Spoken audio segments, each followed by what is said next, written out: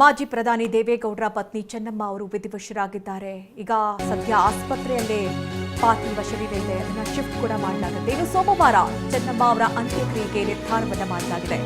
ಸೋಮವಾರ ಚೆನ್ನಮ್ಮ ಅವರ ಅಂತ್ಯಕ್ರಿಯೆ ನೆರವೇರುತ್ತೆ. ಈ ಬಗ್ಗೆ ಕುಟುಂಬದವರು ಮಾಹಿತಿಯನ್ನು ಕೊಟ್ಟಿದ್ದಾರೆ. ನಾಳೆ ಹರದನಹಳ್ಳಿಗೆ ಚೆನ್ನಮ್ಮ ಅವರ ಪಾರ್ಥಿವ ಶರೀರವನ್ನು ಶಿಫ್ಟ್ ಮಾಡಲಾಗುತ್ತೆ. ಹರದನಹಳ್ಳಿ ಬಳಿಯ ಮಾವನಕೆರೆಯ ಜಮೀನಲ್ಲಿ ಅಂತ್ಯಕ್ರಿಯೆಯ ನಿರ್ಧಾರವಾಗಿದೆ. ಹಾಸನ ಜಿಲ್ಲೆಯ ಹೊಳೆನರಸೀಪುರ ತಾಲೂಕಿನ ಹರದನಹಳ್ಳಿ ನಾಳೆ ಬೆಳಿಗ್ಗೆ 11 ಗಂಟೆ ಬಳಿಕ ಪಾರ್ಥಿವ ಶರೀರವನ್ನು ರವಾನೆ ಮಾಡಲಾಗುತ್ತೆ. ಹರದನಹಳ್ಳಿಗೆ ಚೆನ್ನಮ್ಮ ಪಾರ್ಥಿವ ಶರೀರವನ್ನು ರವಾನೆ ಮಾಡಲಾಗುತ್ತೆ.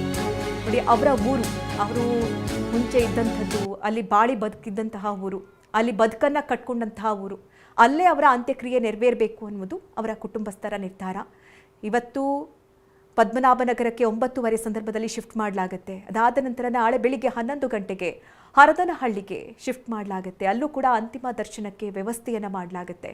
ಅಲ್ಲಿನ ಅವರ ಕುಟುಂಬಸ್ಥರು ಮಾತನಾಡ್ತಾ ಇದ್ರು. ಅವರ ಪರಿಚಯಸ್ಥರಾಗಿರ್ಬೋದು ಅಥವಾ ಅಲ್ಲಿದ್ದಂತಹ ಜನ ಆಗಿರಬಹುದು, ಅವ್ರು ಕೊಟ್ಟಂತಹ ಪ್ರೀತಿಯನ್ನು ನೆನೆದು ಕಣ್ಣೀರನ್ನು ಹಾಕ್ತಾ ಇದ್ರು. ಅಂದರೆ ಪ್ರತಿಯೊಬ್ಬರಿಗೂ ಕೂಡ ಅವರು ತಾಯಿಯಾಗಿದ್ರು. ನೋಡಿ, ತಮ್ಮ ಮಕ್ಕಳಿಗೆ ತಾಯಿ ಆಗೋದು ಅದು ಬೇರೆ, ಆ ಪ್ರೀತಿಯನ್ನು ತೋರೋದು ಬೇರೆ. ಆದರೆ ಪ್ರತಿಯೊಬ್ಬರು, ಇವತ್ತು ನಾವು ಮಾತಾಡಿಸಿದಂತಹ ಪ್ರತಿಯೊಬ್ಬರು ಕೂಡ ಹೇಳ್ತಾ ಇದ್ದಂತಹ ಮಾತು, ಅವರಲ್ಲಿ ತಾಯಿ ನೋಡ್ತಾ ಇದ್ವಿ, ತಾಯಿ ಮಮತೆಯನ್ನು ಕೊಡ್ತಾ ಇದ್ರು. ಎಲ್ಲರಿಂದಲೂ ಕೂಡ ಅದು ಸಾಧ್ಯ ಇರೋದಿಲ್ಲ. ಪ್ರತಿಯೊಬ್ಬರಿಗೂ ಕೂಡ ಅವರು ನೋಡ್ಕೊಂಡಂತಹ ರೀತಿ, ಮನೆಗೆ ಬಂದಂಥವರನ್ನ ಆತಿಥ್ಯ ಮಾಡ್ತಿದ್ದಂತಹ ರೀತಿ ಆಗಿರಬಹುದು, ಮತ್ತು ಅವರು ದೊಡ್ಡಗೌಡರಿಗೆ ನೀಡ್ತಾ ಇದ್ದಂತಹ ಸಪೋರ್ಟ್ ಬಗ್ಗೆ, ಅವರಿಬ್ಬರ ನಡುವೆ ಇದ್ದಂತಹ ಪ್ರೀತಿಯ ಬಗ್ಗೆ, ಆ ಬಾಂಧವ್ಯದ ಬಗ್ಗೆ ಈ ನಾವು ನೋಡ್ತಾ ಇದ್ವಿ. ಈ 3-4 ದಿನದಿಂದ ಅವ್ರಿಗೇನು ಆಸ್ಪತ್ರೆಗೆ ಶಿಫ್ಟ್ ಮಾಡಲಾಗಿತ್ತು, ಸ್ವತಃ ದೇವೇಗೌಡರೇ ಅವರನ್ನು ಶಿಫ್ಟ್ ಮಾಡಿದ್ರು. ಜೊತೆಗೆ ಅವರು ಕೂಡ ಡಯಾಲಿಸಿಸಲ್ಲಿ ಇದ್ರೂ ಕೂಡ, ಅದು ಮಾಡಿಸ್ಕೊಂಡ್ರೂ ಕೂಡ, ಆ ಒಂದು ಆರೋಗ್ಯ ಸಮಸ್ಯೆ ಇದ್ರೂ ಕೂಡ ಪತ್ನಿಗೆ ಹೀಗಾಗಿದೆ ಅಂತ ಹೇಳಿ ಅವರು ಆಸ್ಪತ್ರೆಯಲ್ಲಿ ಇದ್ದಂತಹ ಪರಿಸ್ಥಿತಿ. ಚೆನ್ನಮ್ಮ ಅವರಿಗೆ ಹೂ ಮುಡಿಸಿ ಹಣೆಗೆ ಕುಂಕುಮ ಇಟ್ಟರು. ಈಗ ಎಚ್ ಡಿ ದೇವೇಗೌಡರು ಚೆನ್ನಮ್ಮ ಸಾವಿಗೆ ಮುನ್ನ ಕುಂಕುಮ ಇಟ್ಟಿದ್ದಂತಹ ಎಚ್ ಡಿ ದೇವೇಗೌಡರು, ಪತ್ನಿ ಹಣೆಗೆ ಕುಂಕುಮ ಇಟ್ಟಿದ್ದಂತಹ ಪತಿ ದೇವೇಗೌಡರು. ಈ ವೇಳೆ ಗೌಡರ ಕುಟುಂಬಸ್ಥರು ಕೂಡ ಅಲ್ಲೇ ಉಪಸ್ಥಿತರಿದ್ದರು. ಬಹುಶಃ ಅಷ್ಟೊತ್ತಿಗಾಗಲೇ ಅವರಿಗೆ ಗೊತ್ತಾಗಿರುತ್ತೆ, ಇನ್ನೇನು ಬಹುಶಃ ಸ್ವಲ್ಪ ಹೊತ್ತು ಬಹುಶಃ ಚೆನ್ನಮ್ಮ ಅವರು ಆಗಲಿಕ್ಕೆ ಆಗುತ್ತೆ ಅನ್ನುವಂಥದ್ರ ಬಗ್ಗೆ.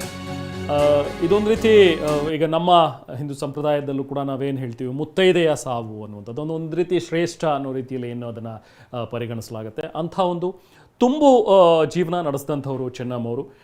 ಬಹುಶಃ ಇವತ್ತು ನಾವು ಮಾತಾಡೋದಾದರೆ 85 ವರ್ಷ ವಯಸ್ಸಿನಲ್ಲಿ ಅವರೇನು ನಿಧನರಾಗಿದ್ದಾರೆ. ಇವತ್ತು ಅತಿ ಹೆಚ್ಚು ನಷ್ಟ ಅನ್ನುವಂಥದ್ದಾಗಿದ್ದರೆ ಅದು ದೇವೇಗೌಡರ ಪಾಲಿಗೆ.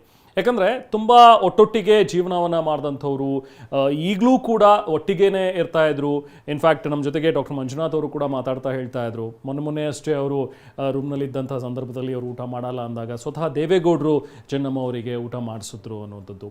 ಹಾಗೆ ಚೆನ್ನಮ್ಮ ಅವರು ದೇವೇಗೌಡರಿಗೆ ಕೊಡ್ತಾ ಇದ್ದಂಥ ಒಂದು ಪ್ರೀತಿ ಮತ್ತು ಗೌರವ, ಯಾವತ್ತಿಗೂ ಕೂಡ ದೇವೇಗೌಡರ ಕಾಲಿಗೆ ನಮಸ್ಕರಿಸ್ತಾ ಇದ್ದಿದ್ದು, ಇದೆಲ್ಲವೂ ಕೂಡ ನೋಡಿದ್ರೆ ಅವರ ಒಂದು ಜೀವನ ಒಂದು ಪರಿಶುದ್ಧವಾದಂಥ, ಒಂದು ಪರಿಪೂರ್ಣವಾದಂಥ ಒಂದು ಜೀವನ.